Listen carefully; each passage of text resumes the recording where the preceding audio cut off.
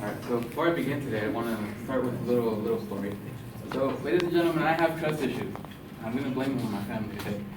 So, back in the day, my uncle and my mom, they owned a taco stand back in Mexico. And of course, they needed a little bit of security, so they brought me in. And what I would do basically is I would stand next to the soda bin, and I would make sure that none of the kids were playing with sodas. So I had gotten into the habit of biting these kids. So my family wasn't too happy about that, so once in a while they sent me home without pay. Get home. So this one day I get home, my mom didn't go to work that day. Got home because I bit a kid. And I find her crying and I'm like, Mom, what's wrong? I thought she found out and I was scared. So I'm like, Mom, what's wrong? We can talk about this.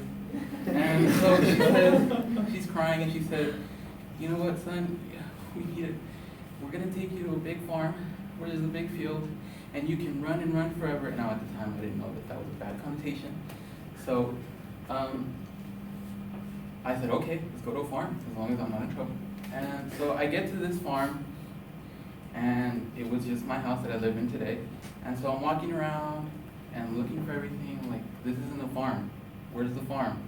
And so I'm just looking forward for the farm because I want to run around and not deal with kids anymore because I'm on my vacation. And so I find my uncle and I ask him, ¿Dónde están las vacas? Where are the cows? And so he sits me down in his lap and there's incredible enthusiasm in my heart, and I look him in the eyes and he looks me in the eyes and he tells me, I ate them all.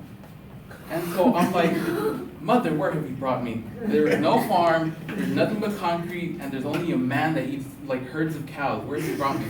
So since that point, I have engaged in critical thinking, question everything I see and everything I know.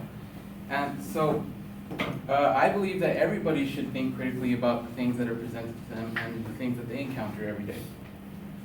And so today, the first thing I want to talk about is how critical thinking is done, and then I want to talk about how we as humans can do it.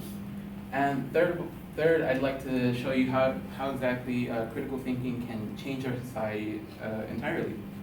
So,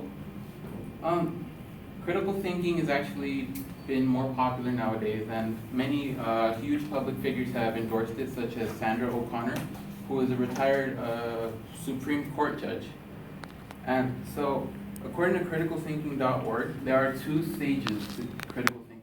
The first is the set of information and belief generating and processing skills, and two, the habit based on intellectual commitment of using those skills to guide behavior. And so that may seem a little intimidating at first, but basically what they're trying to say is you gotta ask yourself questions about everything. Who did this? What are they doing? Where are they going? When? Why? And how? Why is my mom taking me to a farm? Why did this guy eat the whole house herd? Should I get out of here? And so I began to think. And so critical thinking is something that you pick up on. It isn't something that somebody is born with. Kylie Reimanovich writes in her article, Critical Thinking in Children in 2016, that critical thinking can actually be taught at a young age, and it should be encouraged at a young age, because of the fact that children are so creative and they're able to creatively come up with questions as to, like, you ever get a weird question from a kid, like a very blunt question, like, why are you wearing that shirt? It's sincere, but it's still critical thinking. And so this can work the other way around. If you find yourself encouraging yourself to think critically, you can actually increase creativity. And here's a little dumb joke. Heads up, everybody. The next section is going to be about the brain.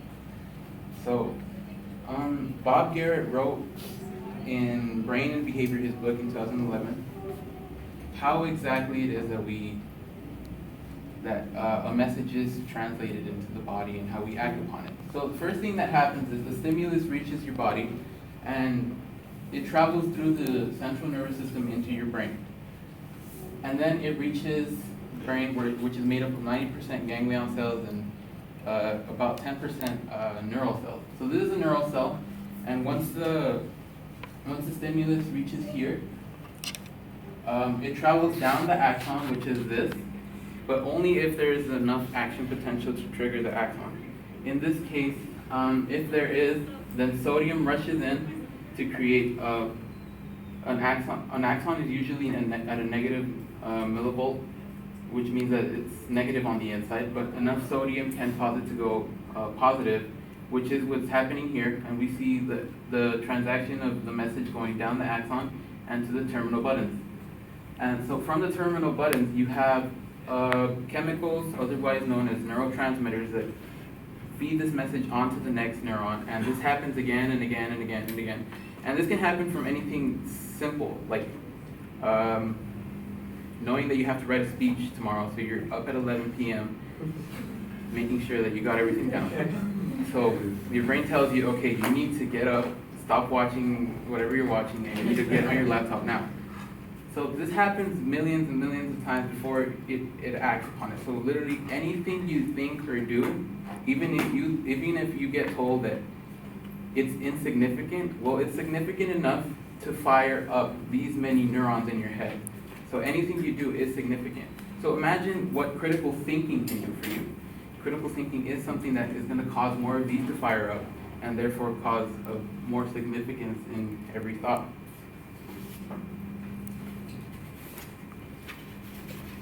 So after learning how critical thinking works, so I'd like to give you like a little example.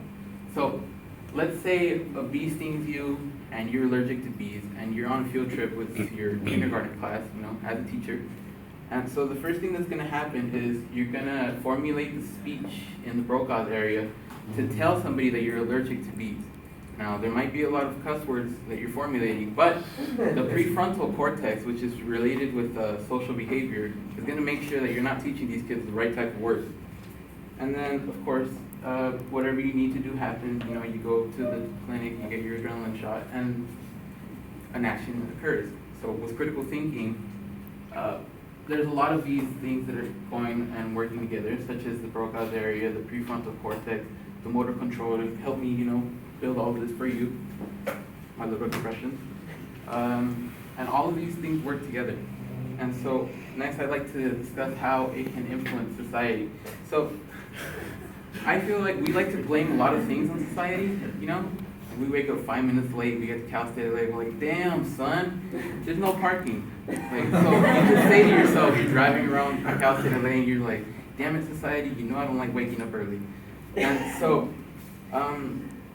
what if I told you that anyone in this room can individually start something to change society? So something I've learned from society is you use dictionaries to define things. So the first dictionary I used was Webster. So a society is people in general thought of as living together in organized communities with shared laws, traditions, and values. Dictionary.com said a society is an aggregate of people living together in a more or less community. So for today's discussion, I'd like to use society is a collection of like-minded people who abide by rules established amongst each other. So basically what that's saying is,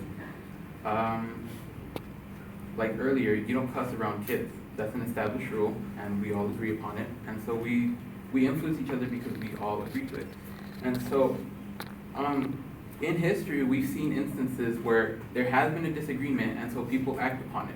But before they have acted upon it, they have thought to themselves critically about what exactly can be done and what should be done in order to change the policies, such as MLK, the Founding Fathers, and even the Founding Fathers got together and they thought critically, and they made a document which we all abide by today, known as the Constitution.